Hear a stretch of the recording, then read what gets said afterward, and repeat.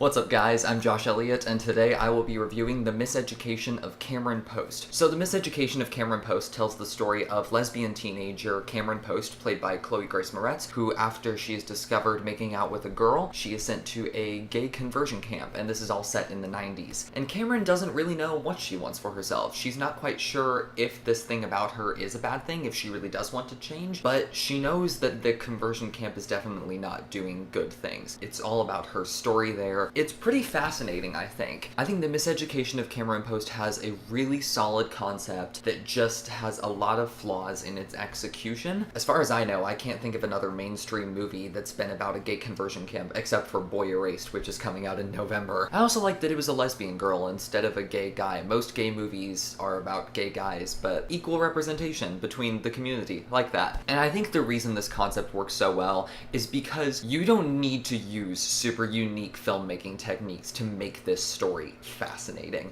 You just need to present it as it is, and that is fascinating enough to grasp the audience's attention. There are so many great moments of just little dialogue. It's so calmly said, but it's so piercing to the heart, and it's so passive-aggressive and hateful, yet peaceful and calm. It's very eerie, even though there's nothing eerie about the atmosphere. It's just the things that are said that make it hard to watch. For example, Cameron meets the head of the conversion camp, and the woman calls her Cameron, and she says, well, you can call me Cam. The woman says, Cameron is already a masculine name, and giving you an even more masculine name will just confuse your gender identity even more. To anyone that is a part of the LGBT community or supports the LGBT community, that is just a slap in the face. And so many of that woman's lines are, I can't remember her character's name, but she is awesome in all the worst ways possible. She is the perfect villain for a movie like this. One of the characters even says, it's like having your own Disney villain. The other head of the conversion camp is also a great character, Rick. He's more complex because he is an ex-gay. He's much more loving and supportive of the kids and like, no, we just really want to help you guys. It's all out of love. But one of the reasons he's so supportive is because he clearly hasn't completely let go of his gayness, because gay conversion therapy does not work, and they make that very clear in this movie. I saw this at a special LGBT event,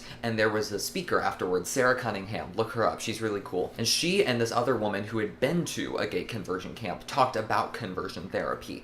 And one of them said that the hardest part of it is they basically tell you that there's something wrong with you and you need to be fixed, and then when it doesn't work, you end up getting so depressed. Just like certain characters in this movie, there's one character that some really dark things happen to later in the story because the conversion therapy just isn't working on him and he gets very depressed. Cameron's also a great character. Chloe Grace Moretz does a really good job, but I'm not quite sure how I feel about Cameron's inner conflict. I feel like by the end of the story, she feels exactly the same way as she did at the beginning, and there's hardly any doubt in the middle. There is a moment of the story where she finally decides, maybe I do want to change, and she starts actually trying a little bit, and that lasts maybe 5 minutes of screen time before she goes back to, no, this place sucks. Also, I feel like the story is seriously lacking in plot progression. And what I mean by that is, I actually kind of wanted it to be longer. Everything about it is fascinating, and I just wish they had expanded more on the concepts, especially because when the end happened, I didn't feel like it was even close to the end. I liked the ending that they had, but there was literally no preparation for that. This is based on a book, and I've heard that apparently there's a lot more build up to the end, but in this movie it kind of just happens, and it felt like there was so much more they could have explored with this concept. The movie could have been a lot longer, and I would have been totally okay with that, because it never felt like it was going in any direction. It was just kind of showing you stuff, and that's fine. The things they show are really fascinating, but I just wish they'd expanded more on the idea. And that's my biggest issue with the movie. I don't think it's bad. I actually think it's pretty good, but there is that glaring problem in the way. Cameron's an awesome character, but I think they could have gone further with her. The ideas that they present are fascinating, but they could have shown more of them. The ending is great, but they could have built up to it a little more. So I think The Miseducation of Cameron Post is a really important movie. It should be seen by LGBT people. It should be seen by people that went to conversion therapy. It should be seen by people that don't support LGBT, because maybe this could help change their opinions. So I will give The Miseducation of Cameron Post a 7 out of 10. So, what did you think of The Miseducation of Cameron Post? Be sure to let me know in the comments below.